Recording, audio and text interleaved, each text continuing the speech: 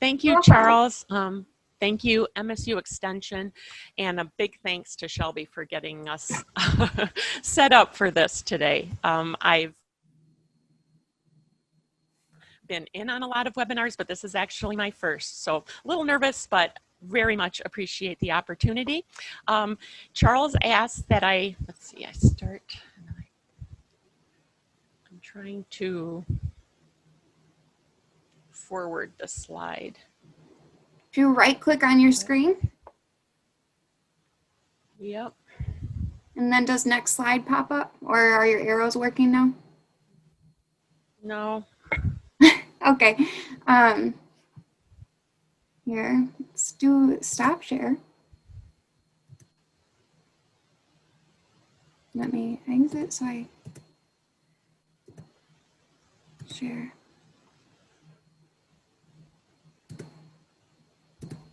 Okay, try again, Esther.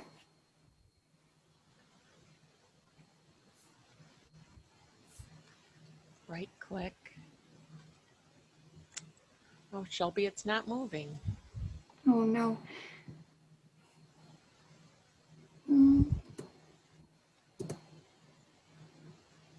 Okay.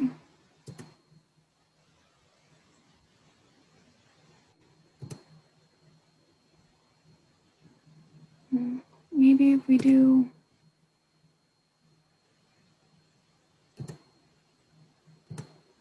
What about now, Esther?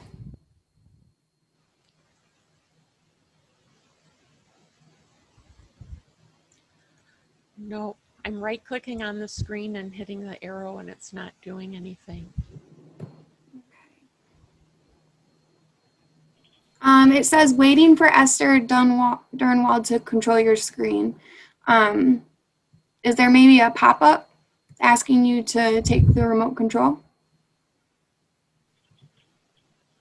It says on the top you can control Shelby Warner's screen. Okay.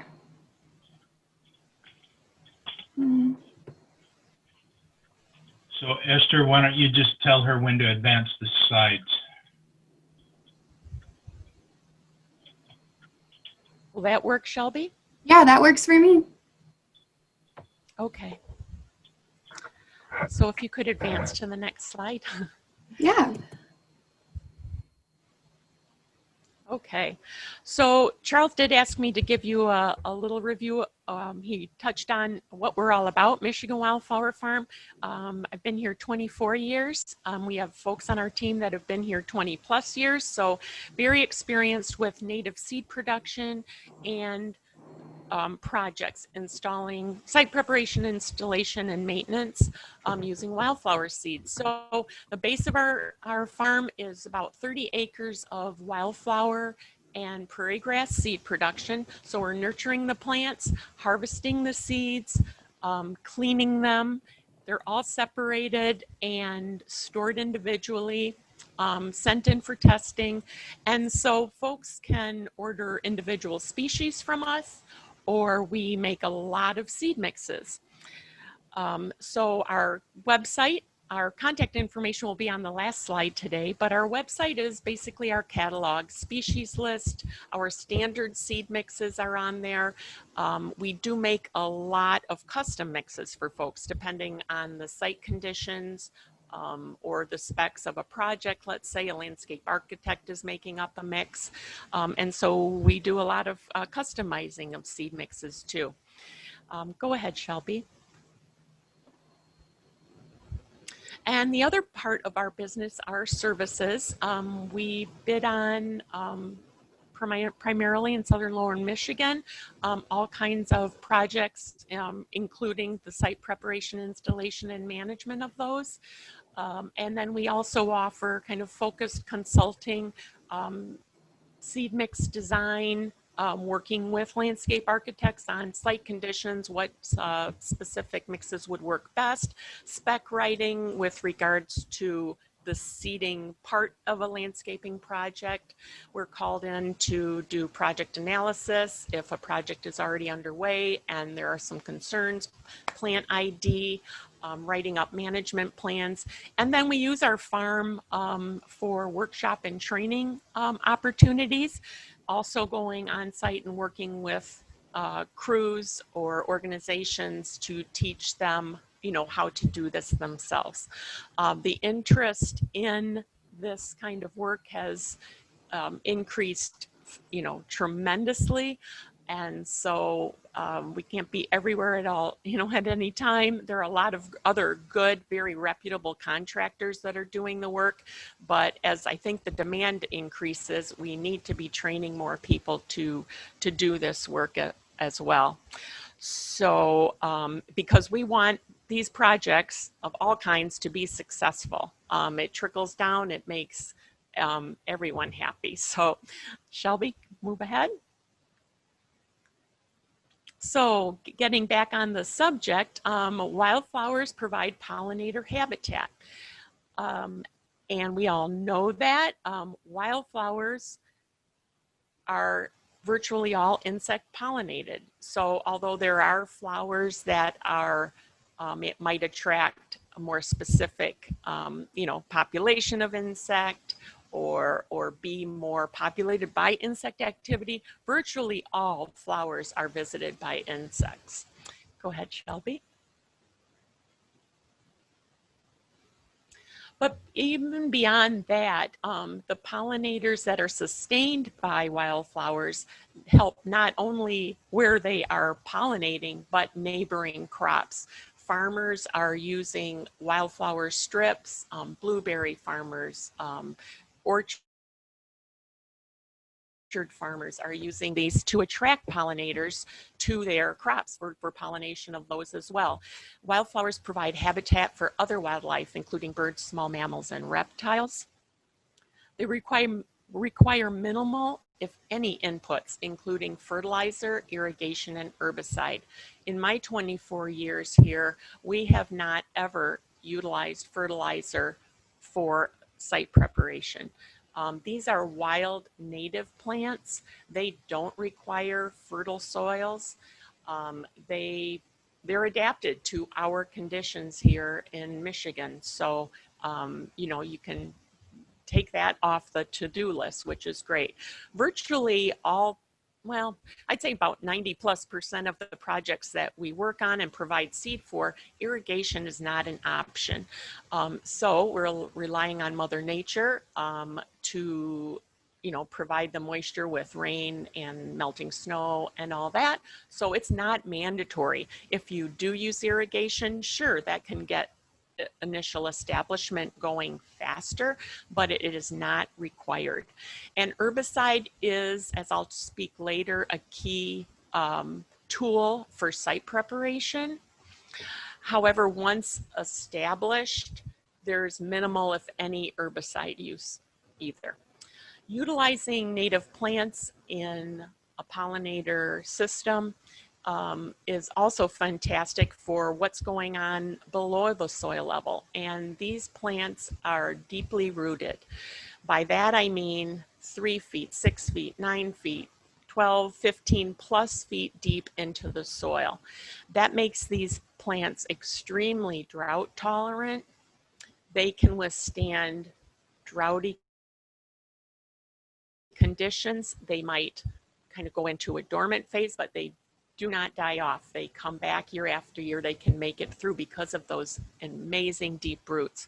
Also wonderful water holding capacity, drawing water down deep into the soil, which can really help in, puddling situations and standing water sites. And then lastly, I'll mention providing an aesthetically interesting and attractive landscape. If by incorporating wildflowers, you'll have a variety of color, bloom, texture, height throughout the season, which provides a lot of interest to people that may be onlookers seeing it, people driving by. So solar sites with pollinator habitats are multi-purpose and provide numerous services and are sustainable. Next slide.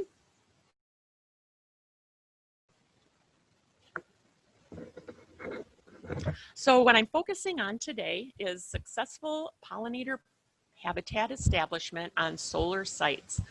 Depends upon solid site preparation installation, and management. And as Charles explained, the three sessions that we're going to be having over the next 3 weeks are going to cover these, three major steps. I'm going to focus on site preparation and installation today, and the third session is going to be focused on management. So all are key. This is very basic information, but we cannot stress enough how important it is to spend the time in each of these stages. That way you're assured of a successful planting. When we see failures, it's because something has been let go in one of these three. And again, it's very basic. The methods can vary, and there are contractors and suppliers with more experience than we have with regards to solar projects, but tweaking the basics, to adapt for efficiency is wonderful. And we just don't want you to overlook how important focusing on these three steps it really is. Next slide. So site preparation, I kind of see in two different parts. Let's say the first part is the planning part. Just like when you're getting ready to, paint a room, you got to tape it, you got to plan it first. Landscaping, the same thing. A lot of thought goes into it first, pencil to paper, computer work to plan it. So this part is key, just like the other three parts. So the first part, planning, site analysis. Looking at these four different parts of the site that you're working with, each site is unique. And so it's important to look at the features of that site so that you can best plan the correct seed mix and the correct techniques to install, and choosing site suitable species. So soil type, is it sand, mucky, loam, dry as can be? What is the light exposure? Is it full sun, partial shade? The light, of course, with solar, you're going to have the panels to adapt to as far as what plants you're choosing. So take that into consideration. There are definitely plants, native species, that can work in virtually every condition. The moisture content of the soil, so does it hold water? Does it drain well? And we also like to look at the adjacent landscape. Is this going to be a piece cut out of, like an agricultural field? What is the neighbor adjoining property? What does that vegetation look like?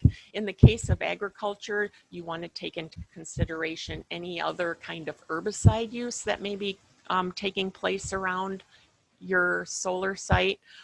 Also looking at weed potential that might be coming in. If there's an old field full of a lot of invasive species just west of your site, just be aware that some of that may be coming in, especially during the first establishment years of your site. So the more information you can gather about your area, the better.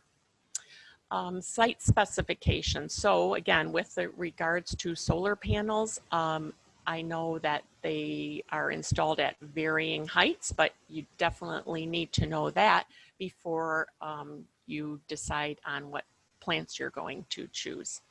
Budget for seed and services, contacting your seed suppliers and your service providers and just getting some ballpark estimates on what it would cost to do this work is really good information to have, and you can work from there, tweaking seed mixes and perhaps services too to best meet your budget.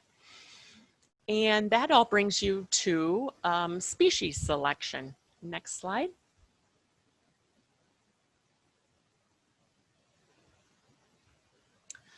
So species selection. There are, hundreds of species to choose from. So from the information that we gathered in the site analysis, that can help, direct you.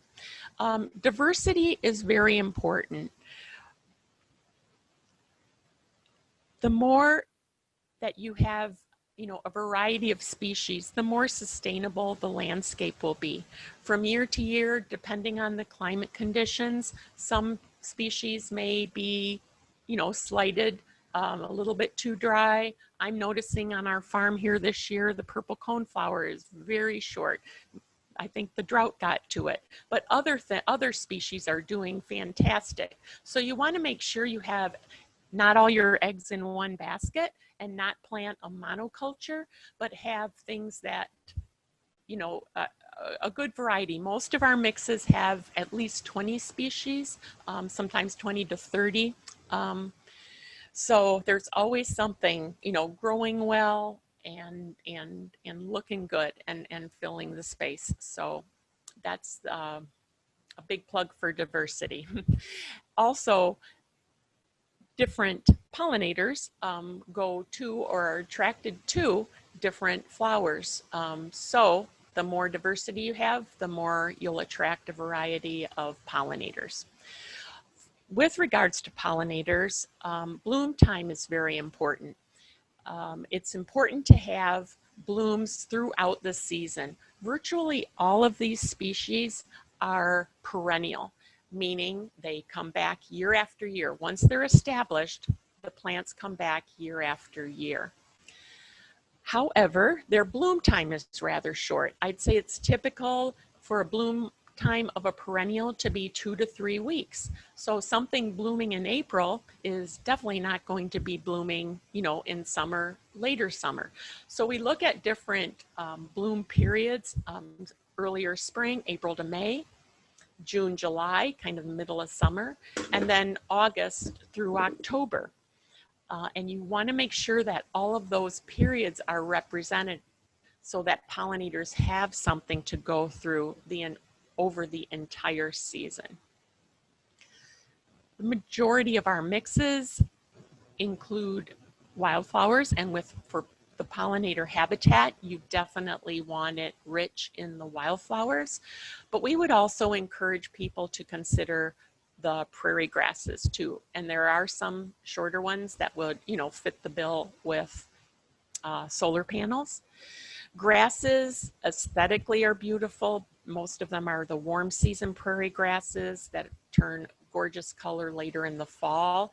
They do provide a good seed and habitat source for birds, and also help to hold up wildflowers. I do want to mention, with regards to species selection,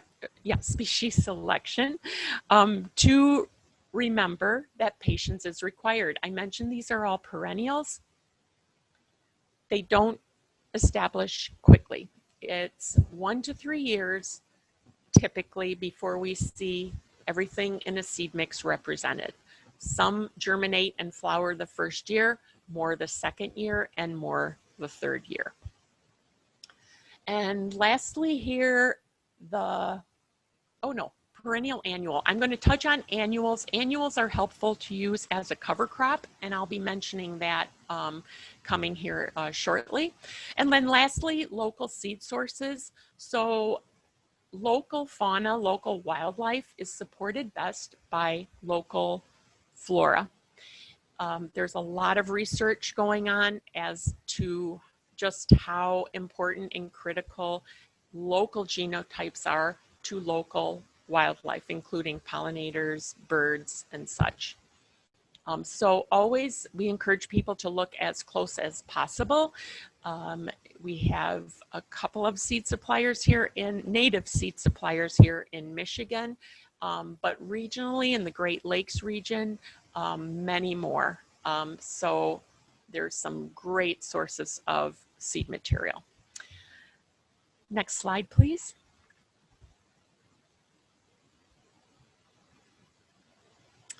So that was the you know, kind of the thinking and pencil to paper part.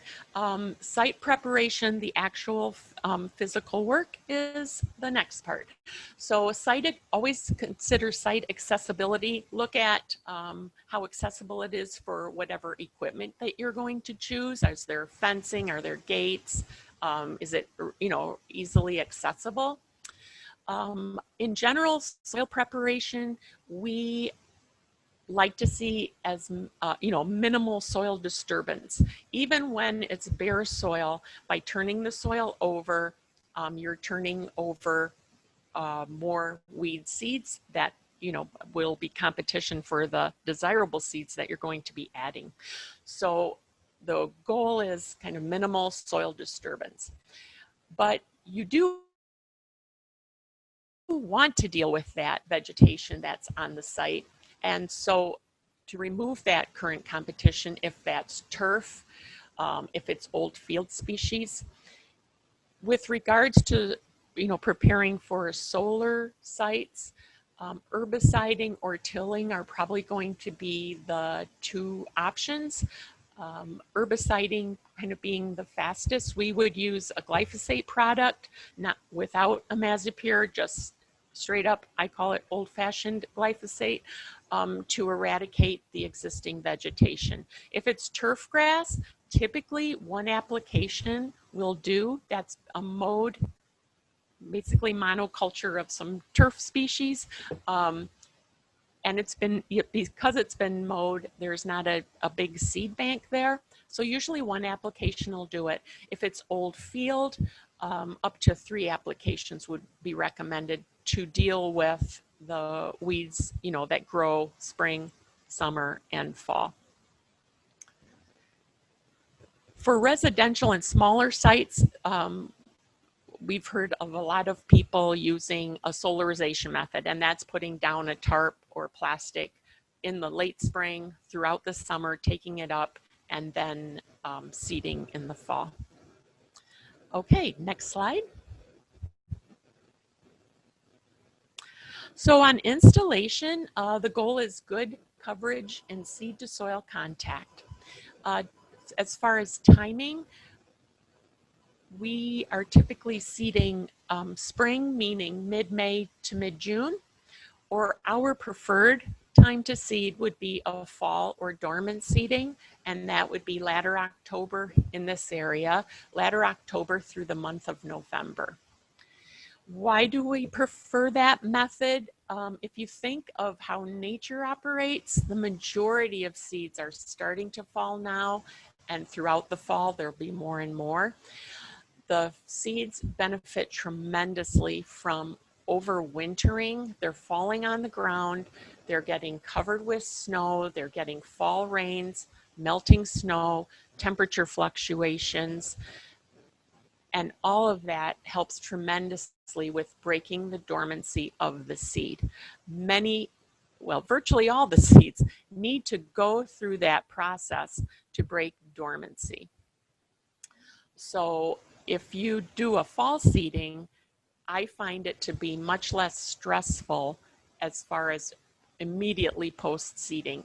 If you think of seeding in late October compared to seeding in June, when we don't know what we're going to get in July as far as drought, lack of moisture, and that. So if at all possible, and it is not always possible, we would default to a fall planting.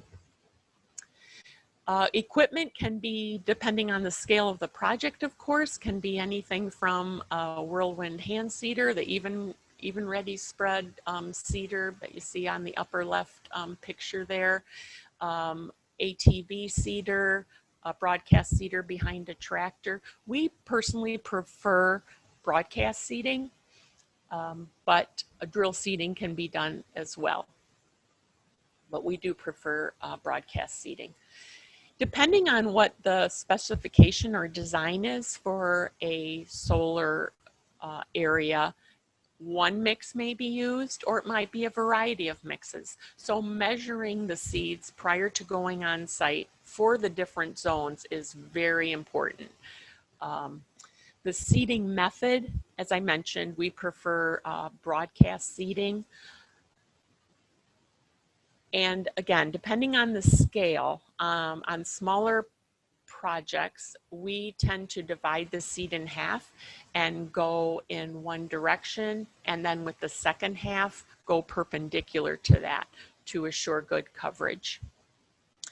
Including a cover crop and carrier. A cover crop, I'll touch again on this a little bit shortly, but cover crop is important because that's something that grows quickly and provides coverage the first growing season. By carrier, I mean something that you can add to bulk up the seed, especially again on smaller sites. We recommend using sawdust, sand, vermiculite, something to mix in with the seed to give you more volume to work with.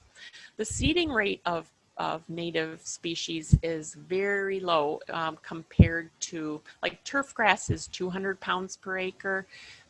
With prairie species, we're looking at about 10 pounds per acre.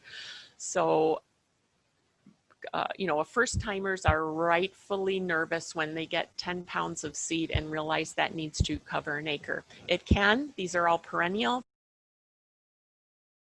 They take up more space, but it still is a small volume of seed to work with, and it's handy to use a carrier. If there are any erosion control concerns, if there's a slope or you're, you know, concerned about a washout, erosion control blanket installed over seeding can be very effective and helpful.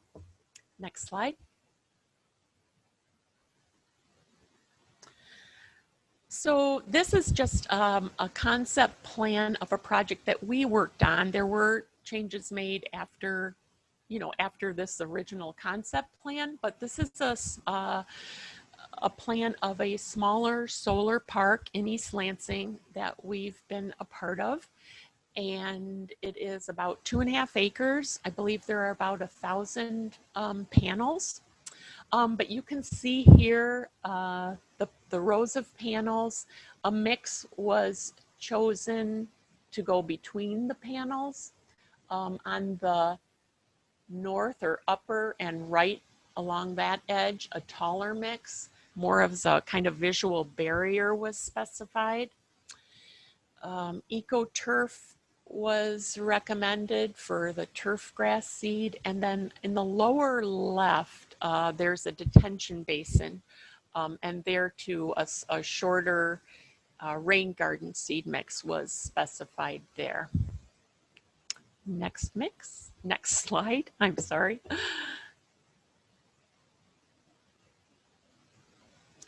So these are some of the mixes that were installed.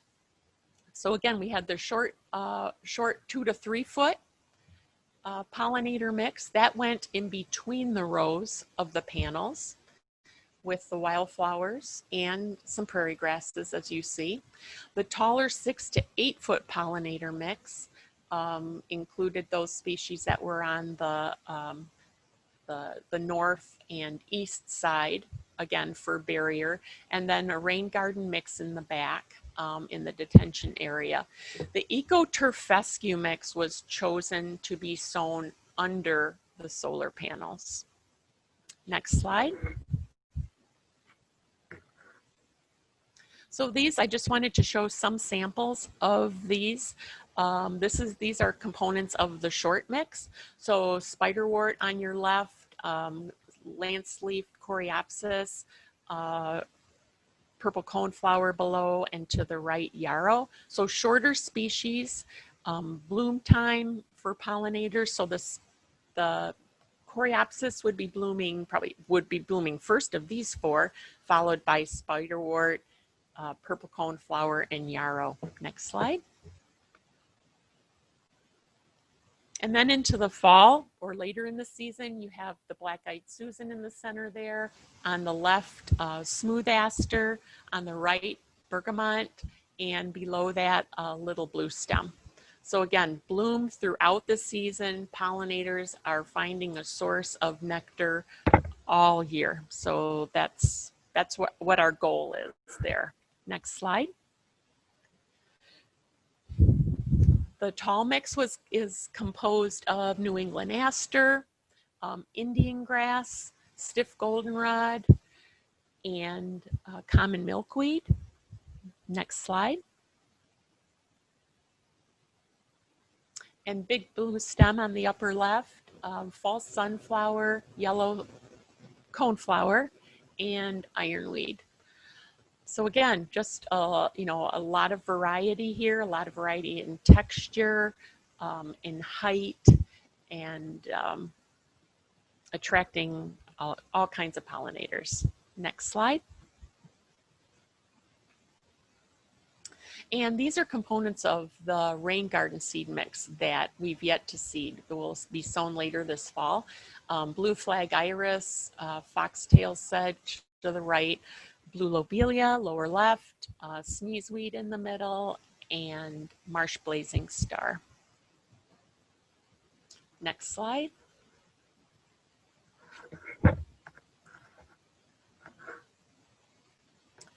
And then the fescue mix. We call our brand of that is EcoTurf that we use. It's a mix of 5 different short growing fescues. Nothing native about it per se, but it has become a very popular option for people for an alternative turf. A lot of these individual fescues are in traditional turf grass mixes, but this, you know, collection of exclusively of fescues makes for a hardier and less, requires less maintenance. So these fescues have deeper roots, they stay greener longer, they're slower growing, and so if you choose to cut them, they don't need to be mowed with the frequency of a traditional turf mix, and then many folks don't cut it at all. And it grows to about 10, 12 inches, but because they're fine and hair-like in texture, they just kind of bend over and it's a very soft look. So this is the mix that was sown underneath the panels in the project that we were involved with. Next slide. So I wanted to touch on annuals and cover crop.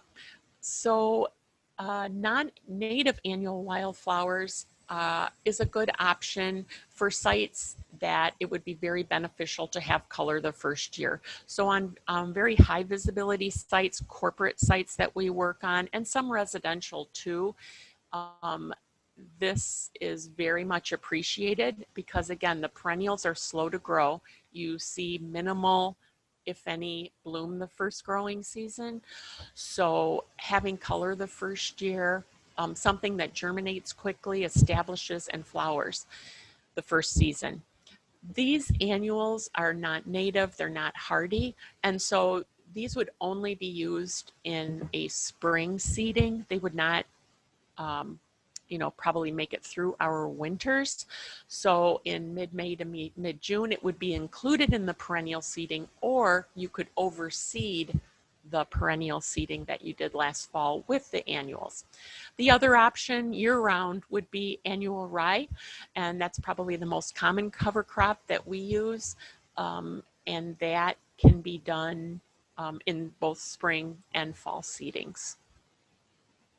Next slide.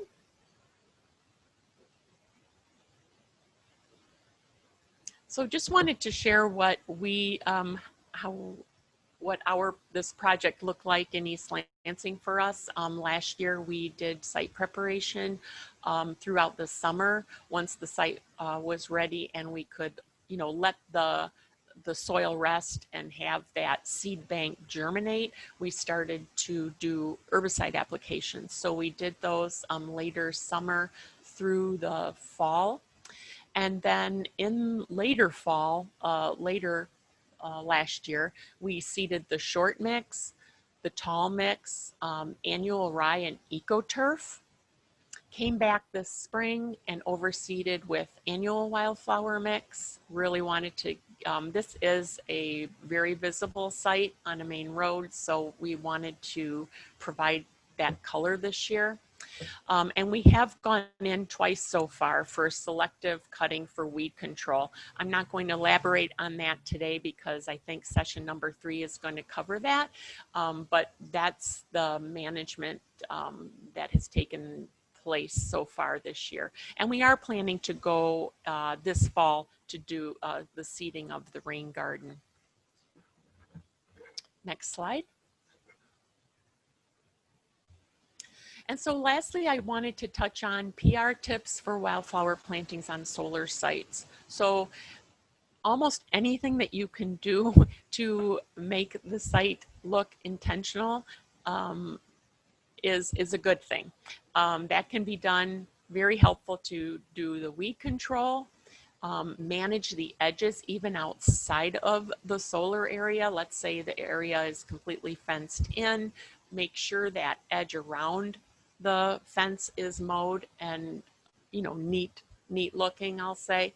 It all frames what's going on inside. So a mowed edge goes a long way to show care.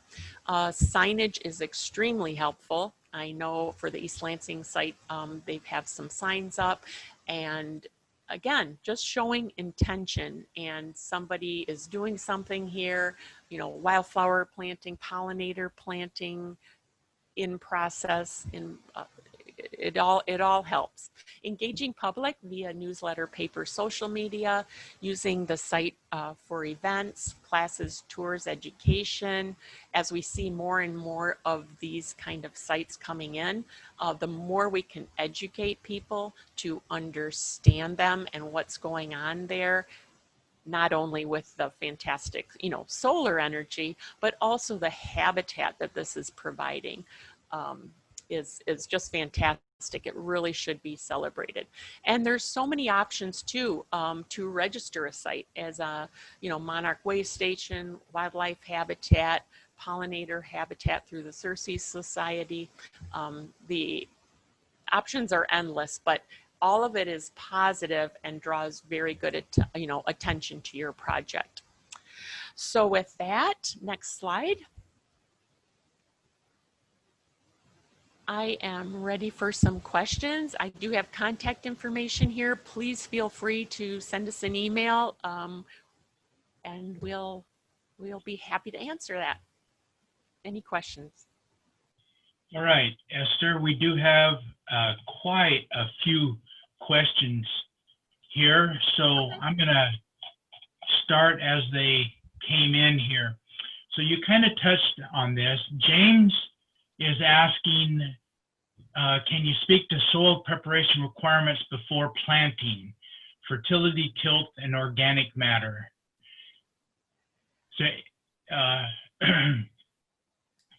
with regards to the plants? Yeah, before, in terms of soil preparation requirements before planting, you talked about weed control, but is there, in terms of fertility or tillage or organic matter, is there any considerations for those things? Not from my experience, and there might be folks out there, you know, that have more experience or can add to this. We really analyze the site as it is, you know, when we're there. As also, I did not mention, you know, the history of the site, what was growing there before, if it's sustained vegetation, what kind of vegetation was it? We're not, you know, fertilizing. Whatever they have to do, the solar panels, of course, are going in prior to seeding. So they're doing, you know, the earth moving, the site soil preparation. It should be, you know, an even grade to make it, you know, easy to actually do the seeding. But you know, you just want good seed to soil contact. It doesn't have to be bare soil. If you had dead stubble left from an herbicide application, that's okay. That dead stubble actually acts as a mulch for seed. It doesn't have to be tilled immediately prior to seeding. Okay. So James, and I will mention to Charles that much of the seed needs to be just on the surface and pressed in. It should not be deeply sown. Some of the species actually need light to germinate. So if the soil surface needs to be lightly scratched, you know, with a harrow rake or something to that nature, just to rough up the very surface of it, seed into that, and then the seed pressed in.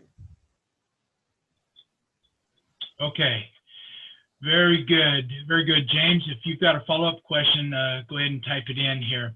Michelle asked, what seed or seed mix would you use in a small shaded area?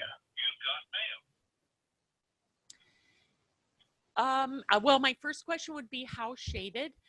We do have a woodland edge mix, and those species such as columbine, blue stem goldenrod, bottle brush grass are all suitable for a woodland edge. If it's deep shade, I recommend getting woodland plants, especially for a small area.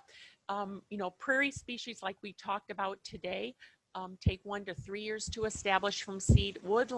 Deep woodland plants take much longer. So I recommend for deep woods to get woodland plants from a native plant nursery. But check out our woodland edge mix on our website that, you know, if you do have some light coming in throughout the day, that might be suitable. Okay. Bob asked the question, does one plant the perennial pollinator mix after the solar farm is established? And then he says, if so, how quickly should they go in the fall, say late October or right after the solar panels are constructed and working, which would be in mid-September? Yeah, I mean, you could any time, you know, September on. Again, we're usually focusing on latter October through the month of November. Definitely, you know, once all equipment is out of there as far as the solar equipment installation. So what impact does this have in terms of soil compaction if you come in after the panels are up, the arrays are up? Any compaction problems, soil compaction? That's a really good question, Charles. You know, we didn't have that experience with the site that we're working on in East Lansing. I'm wondering if there's somebody out there that might have more experience with that. Okay. Because I'm not sure exactly, you know, on larger scale, there might be a lot heavier equipment used. Okay. Michelle would like to know where this East Lansing Solar Park is, the one that you worked on. It's on Bircham Drive. I can get an address maybe and we can email that. It was through Michigan Energy Options. Okay. All right. Maybe she could reach out to you and Sure. And ask that question. All right. Sure. Another question here. When planning, what can be done to the spreading of wildflowers over the years to other areas? In other words, becoming weeds on other properties. You kind of went out there a little bit. Did you ask how do you prevent them from spreading elsewhere? That's correct. It depends on what's growing adjacent to it. I haven't found that to be a problem. You could use, taller species on an edge to make, in essence, a barrier, or even use some woody material along edges if you need to make that barrier to prevent seeds from spreading. I mean, typically they will not be a problem in already established vegetation. I don't, it's not something that's going to take over into the lawn or, into an ag field where there's already, crops and a lot of field work going on. Okay. All right, great. James asks another question here. What about mowing and biomass removal? Some of these plants can create a lot of biomass. Is there any concern about having too much residue after a while? Yeah, that's definitely something, to be addressed, and I'm sure that session 3 is going to cover that. But I mean, I can mention that on plantings, usually after 2 to 3 years after establishment. So establishment is usually taking up to 3 years. And then beyond that, especially if you have the prairie grasses, you are going to have buildup of thatch. And that would be on a cyclical basis, not a yearly, but every few years you would need to cut and rake off or burn, which is not going to happen on a solar site. Right. So, okay, very good. All right, Janine has a number of questions here, some of which I have wondered myself. So Janine asks, can you recommend flowering species that would be suitable for planting near panels? Okay, well, which you already did. For safety and cost-effective reasons, panels are often installed within 18 to 24 inches of ground clearance, so low-growing ground cover is needed to avoid any shading or safety concerns for the operator. So I guess you did answer that question, that particular one. Yeah, and I have, I do see that panels vary a lot. I've seen recently some articles, I think from Wisconsin and Minnesota, where they are the panels are much higher than, like what we did here, what was done in East Lansing. So you definitely would be able to, find the native plant that would fit that bill. It would just be different. If you just have 24 inches, then that's going to be shorter than the short mix that we used. And perhaps that is why they specified the EcoTurf in this case in East Lansing for immediately under the panels. Okay. Her last question, I think, is one that I can answer. Would a similar planting design be considered to meet PA 116 standard if the EcoTurf were used under and near panels and the taller wildflowers planted in other parts of the site? So the answer would be yes, because it's all in support of these pollinating insects. So one of the things that I learned from my apiarist colleagues is that you can manage these sites for the commercial honeybee, or you can manage these sites for the native species, native honeybee species, or native pollinating insect species. And right. yeah, there's a difference there. So as you think about what you want to put in there, that's something to. So, Janine, I guess I would say that the answer is yes to your question there. Yeah, and I will say, there's so much. I mean, I do not know of any flowers that exclusively the European honeybee goes to and other bees do not. I mean, on our flowers, like right here, we're looking at bergamot. I mean, the bumblebees, and I wish I could identify all the pollinators that we see on those, including the honeybees. So, again, diversity as much as you can put in there for a variety of pollinators, the better. Okay. Charlissa put the address of the Bertram Community Solar, a rough address in there.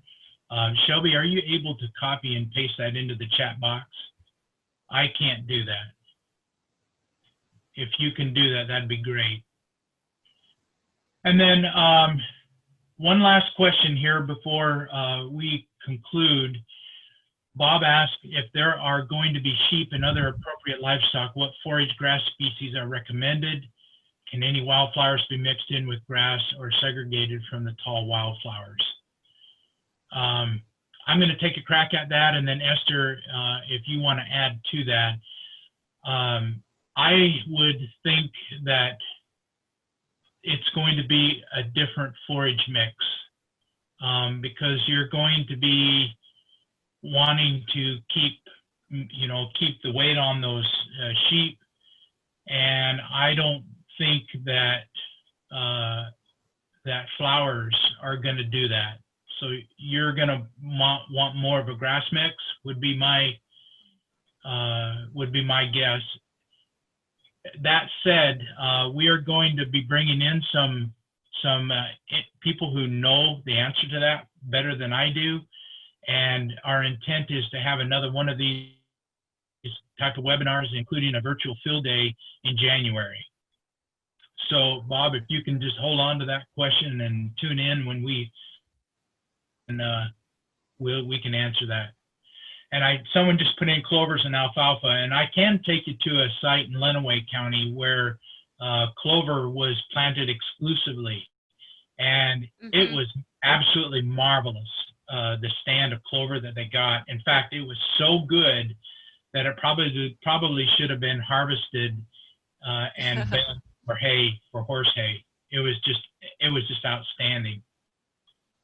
Yep, and I've also seen, and we've accommodated by filling orders for it, including clover with even the fescue mix. So a low-growing, fescue mix, but then clover in it to provide habitat, and a nectar source for pollinators. So yeah, people are getting very creative with this, and it's wonderful to see. And as far as, livestock and forage value, I think that's really exciting. And I'm sure the native grasses could be a component of that, but that's just another unique use, dual use or an additional use for a solar setup. So I think it's wonderful, multi-purpose. Yep. So last question that Clyde asked here, and then we'll end with his question. He asked are there any sites visible to drive by? And I've been looking for those sites. And like I said, there's a 5-acre site that Harvest Solar has. Harvest Solar is out of Jackson, and they put a clover mix in, and very happy with how that turned out. But I have not seen a whole, I couldn't even tell you where to go to see a pollinator planting in a solar project in Michigan. So if there are any out there, then I guess I'd like to know. But I know there's a lot of solar projects out there, but they have gravel or they've got turf, or they've got other things, not the pollinator plantings. Right. I'd like to know about more sites too, to visit in Michigan. I know there's thousands of acres just west of us in Wisconsin, Minnesota, and such, but we're really just at the beginning stages here in Michigan to be doing this. So hopefully in the not too distant future we'll have places to go visit. But again, please contact me if you know of some other ones that are underway. I'd love to visit. Yep, and same here. All right, well, that concludes our webinar today. As I mentioned earlier, there's a survey when you log off that should pop up on your screen. Please fill that out. And please plan on joining us next Tuesday during your lunch break from noon to 1 for the virtual field day, and then the following Tuesday for the maintenance part of this. I want to thank Esther for this great presentation, very informative, excellent information here, and hopefully it's been a benefit to all of you who have been on the webinar here. So with that, Shelby, I think we're done.